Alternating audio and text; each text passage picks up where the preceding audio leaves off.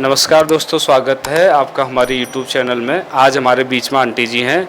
Aunty जी को भी काफ़ी सारी दिक्कतें थी, परेशानियां थी, तो अभी आंटी जी से जानते हैं कि उनको क्या दिक्कत थी और सेंटर पे आने के बाद उनको क्या आराम हुआ है।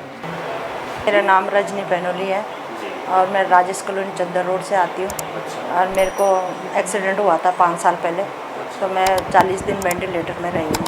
तो मेरे मतलब कंधे की बॉल भी टूटी हुई है, कोयने भी टूटा हुआ है, यहाँ पे भी कलाई भी टूटी हुई, और रीढ़ की हड्डी में नस दब गई थी। पहले तो मेरे 2011 में स्लिप डिस्क हो गई थी L5 L4 पे। तो उसके बाद वो तो जब मेरा एक्सीडेंट हुआ तो उस समय तो मतलब उससे पहले मैंने थोड़ा थेरेपी ली थी 3 महीने, तो उस समय थोड़ा ठीक हो गया था मेरा। वो जो स्लिप डिस्क थी वो उसके प्रॉब्लम सही हो गई थी।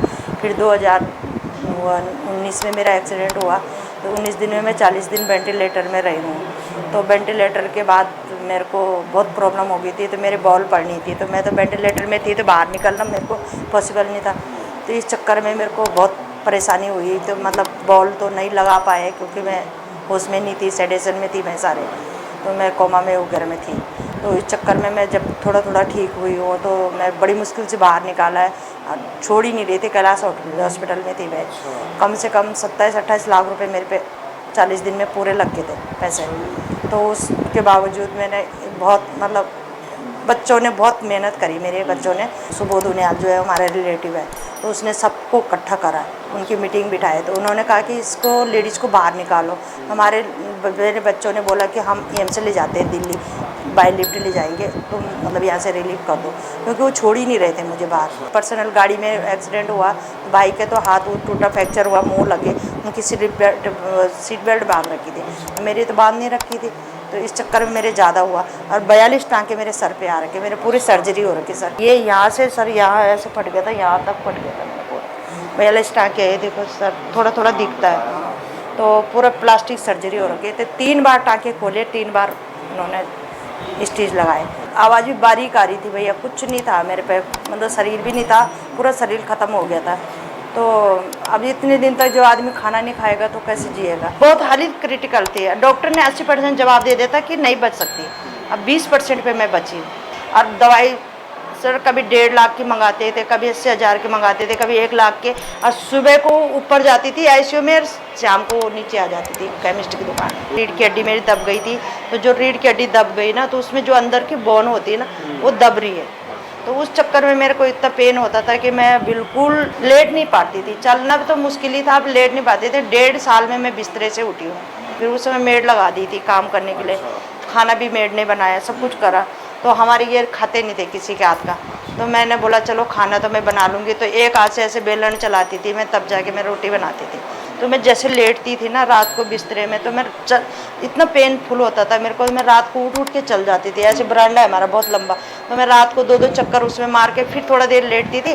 फिर 1 घंटे बाद मैं करबट नहीं ले सकती थी, ये हाथ टूटा हुआ था, रीढ़ की हड्डी वो हो रखा था, तो मैं ये सीधे में लेटी रहती थी। इधर टाँके थे तो नहीं आ सकती थी, तो सीधे में लेटी रहती थी, और उस सीधे में मेरे दर्द होता था बहुत ज़्यादा। इस चक्कर में मैं उठ के, मेरे को करबट भी दूसरे बदल देते थे, ये उठा देते थे मुझे, तब मैं थोड़ा चल लेती थी बरामदे में, फिर लेट जाती थी। ऐसी कंडीशन हो गई थी मेरी।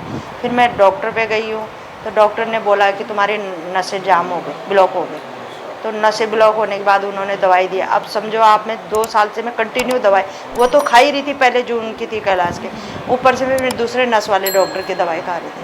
नस वाले डॉक्टर की दवाई खाते खाते मुझे इतना मतलब काफ़ी रिलीफ मिला मुझे उस दवाई से। मतलब कम से कम 6 महीने में मैं 1 रोटी पे आई हूँ भैया। ऐसी कंडीशन हो गई थी मेरी, बहुत पूरी खाने की नलियाँ सूख गई थी मेरे अंदर। तो करते आज मैं बैठी हूँ तो कोई नहीं बोलता कि इतनी कंडीशन है। 8-9 गोलियाँ मैं रोज़ की खाती थी, तो और गोलियाँ मैंने बंद कर दी, क्योंकि मुझे यहाँ आना था, तो मुझे डॉक्टर पे जाने का टाइम नहीं मिला, वो नस वाले डॉक्टर पे। तो मैं वहाँ गई नहीं हूँ, दवाई ख़त्म हो गई, मैंने खाई नहीं फिर। अब तो बिल्कुल ऐसा लग रहा है कि मेरे को कोई प्रॉब्लम ही नहीं है। सेंटर पे आने के बाद तो हेल्थ चेम हो गया, 2-3 मशीनें, उनसे मेरे को काफ़ी फ़र्क पड़ा। मतलब ये है कि अब मैं अपना मेड भी मैंने छुड़ा दी, 2 महीने हो गए, अब मैं अपना काम खुद करती हूँ। तो मैं ऐसे बोलना चाहती हूँ कि आप अच्छे सेंटर पे आ रहे हो, जो आना चाह रहे हो, बहुत अच्छा सेंटर है, बहुत अच्छा है। अब मेरा संदेश सबको जाना चाहिए कि लोग स्वस्थ होके जाएंगे। जैसे मैं यहाँ से स्वस्थ हो रही हूँ, वैसे मैं स्वस्थ होके जा रही हूँ।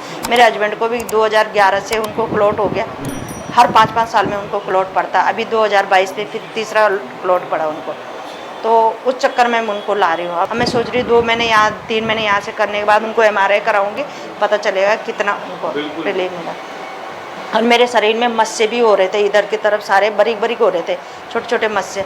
तो मैंने आज नहाते समय वो करा, मतलब ध्यान दिया, तो मेरा मस्से भी बिल्कुल एक का दुख का होंगे रह रखे बिल्कुल ख़त्म हो गए। अब बच्चों को बताती हूँ मैं, काफ़ी फ़र्क पड़ता है। इनको भी बताया मैंने, आज मेरे मस्से ख़त्म हो गए, मेरे को मतलब काफ़ी रिलीफ है। पर यह है कि काफ़ी फ़र्क पड़ गया मेरे को, बहुत अच्छा। मतलब यह है कि अब यहाँ मैं सोच रही हूँ कि मैं छोड़ूंगी नहीं, यहाँ आती रहूँगी। तो मैं सोच रही हूँ अब जुलाई अगस्त में मशीन लेके जाऊँगी। फिर यह है कि घर में भी लेंगे, यहाँ भी लेंगे, तो काफ़ी फ़र्क है। तो ये थी आंटी जी की टेस्टिमनी। काफ़ी दिक्कतें थी, काफ़ी दवाइयाँ खा रही थी। एक्सीडेंट होने के बाद में उनको बहुत सारी दिक्कतें हो गई थी। तो सेंटर पर आने के बाद भी उनको बहुत ज़्यादा आराम हुआ, काफ़ी अच्छा रिलीफ मिला है। उनकी जो मस्सें थी वो ठीक हो गई हैं। दवाई कम से कम 9 गोली रोज़ की खाती थी मैं एक दिन में, अभी एक भी नहीं अभी एक भी नहीं खा रही हूँ। आंटी जी की सारी दवाइयाँ बंद हो गई हैं। 9 गोलियाँ आंटी जी खाती थी।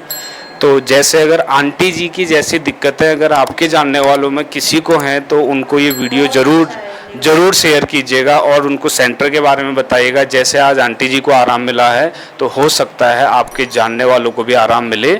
वीडियो अच्छी लगे तो लाइक करें, चैनल को सब्सक्राइब करें। बहुत बहुत धन्यवाद। Thank you.